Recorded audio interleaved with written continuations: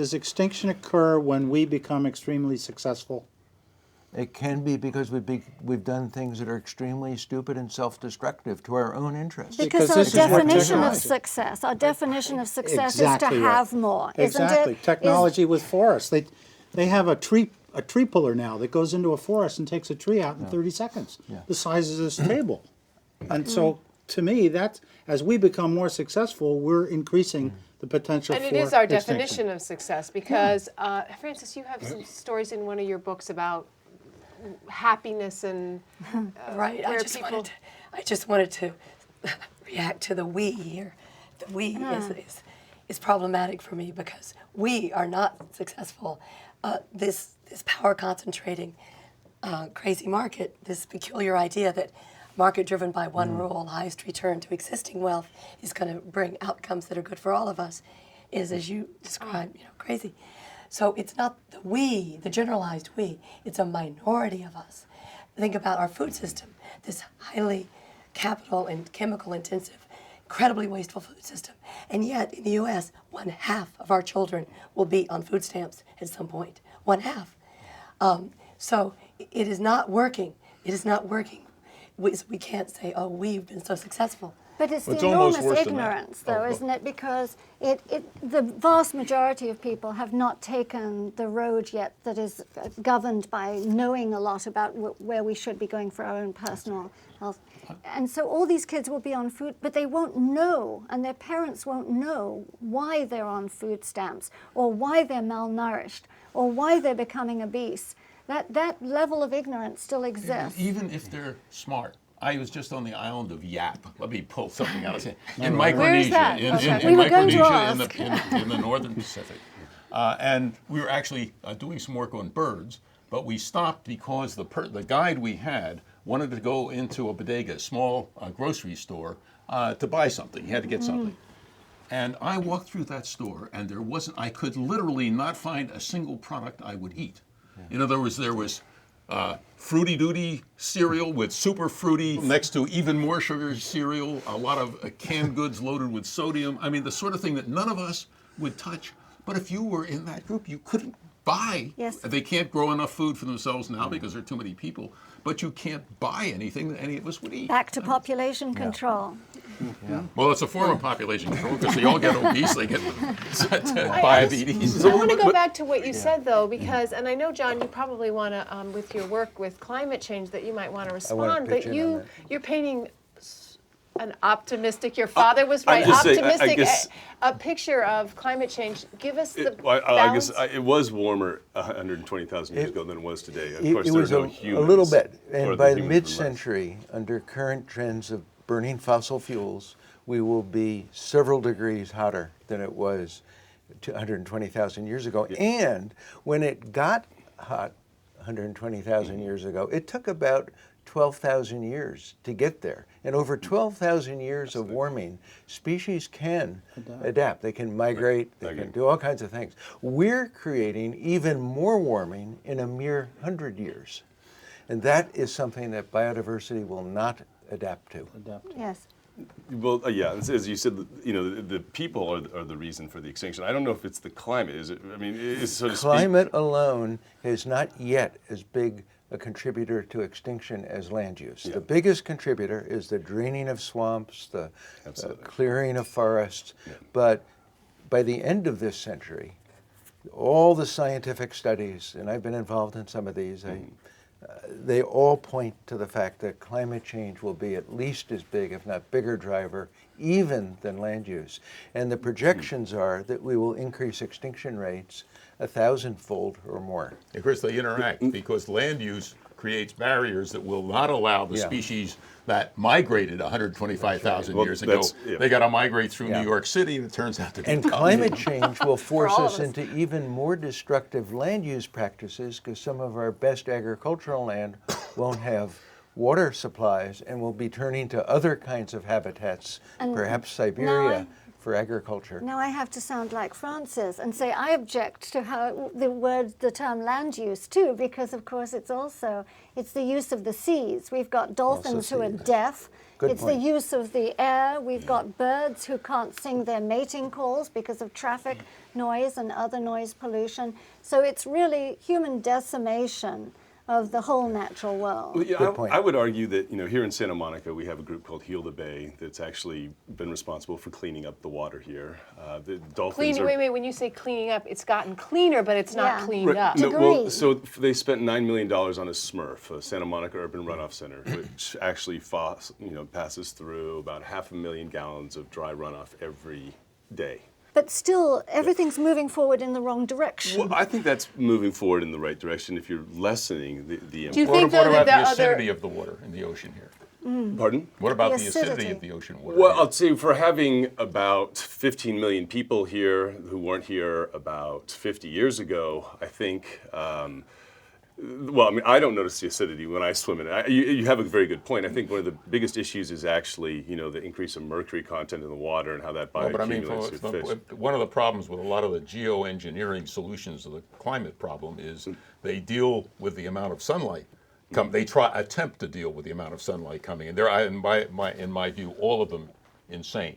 But that's neither here nor there. This is going to affect our food supply from the ocean in a gigantic way because, of course, the food chains will be utterly disrupted by the loss of the things that need the calcium to build their shells. We can point to all kinds of little successes. We got a green belt here, we've got this preserved there, and so on.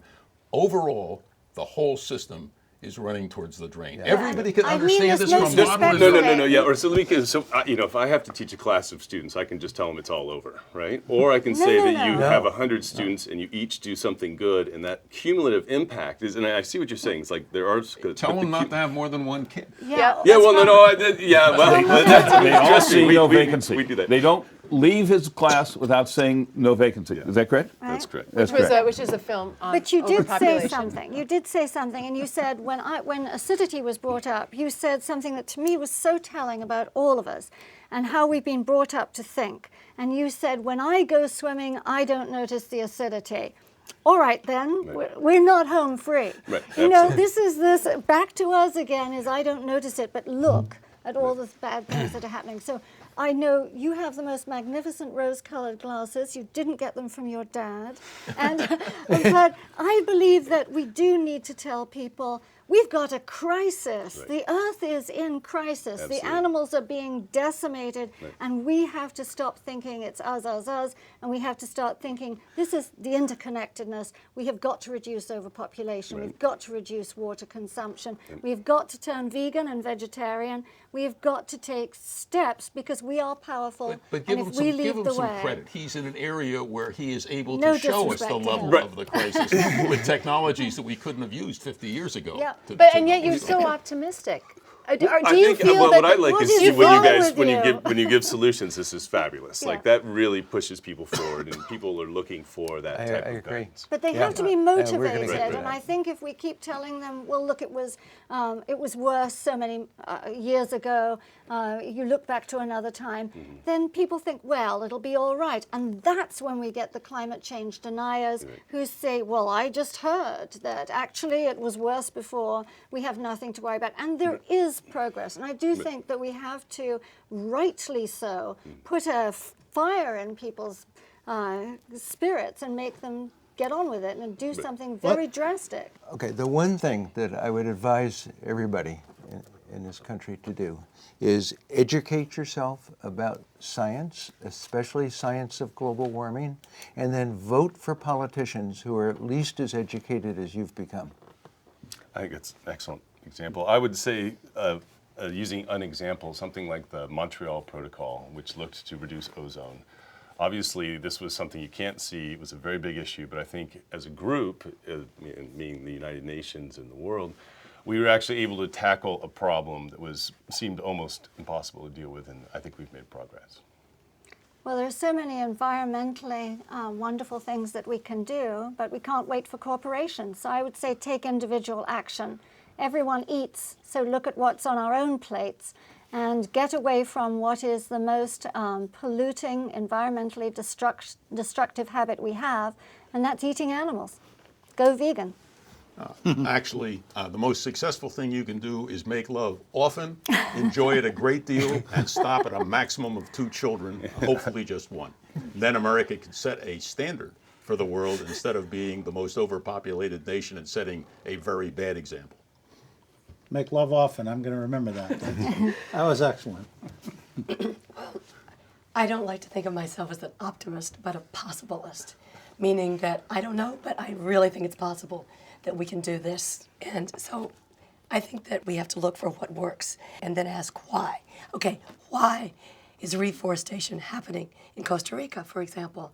And I think it has a lot to do with the state of their democracy, that they've gotten corporate financing out of their political system, and they are bringing citizens' voices in to reward people for reforestation and protecting the forests.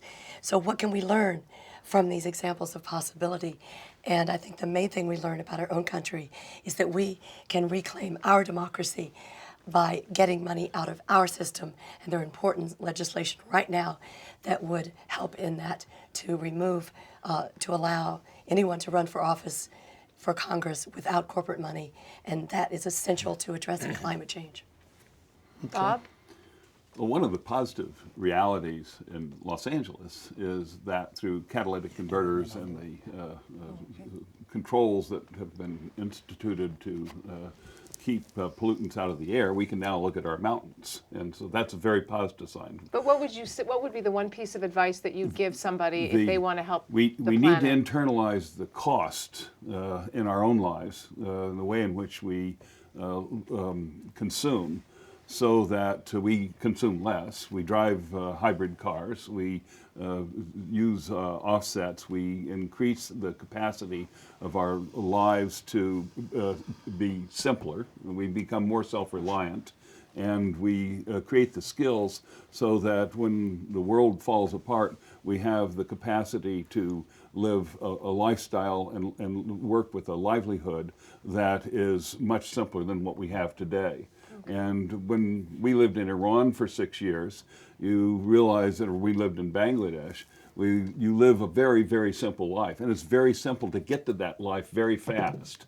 If the people looking at this documentary or looking at this television learn how easy and how simple the process of getting on a bicycle is, or running to work rather than driving a car, it actually improves the quality of your life and your health in the process of So you're making saying this place a better world. we have to simplify. We will. It'll either be done for us or we'll do it ourselves. When I was up at Stanford, I was my whole experience there was how you create an environment so that you can free yourself from fossil fuels. But it's possible, it's doable, and it's actually a higher quality life with a much closer relationship with your own children. I don't know if a lot of people listening to this would want to live in Iran right now. I think a lot of people who would be privileged by the opportunity of living in Iran today, because the quality of life and the values that you acquire in a rural community are those that you acquire in any rural community where there's self-reliance and self-sufficiency. The fact that they have a nutcase running the country, well, we've had nutcases running this country, and there's really no difference. Okay. Well, for me, it's, you have one child, not even two children, one child per family. That would be my recommendation. I think all of these are important, but I think there's one thing that's really more important than that, is to associate ourselves with people who are making a difference. I think too often we become isolated and we kind of do our own thing, and we don't build the coalition and the strong voice. Each one of you in your own way is a voice for the voiceless. If we could form opportunities for hearing each other and supporting each other, I think that would really make a difference.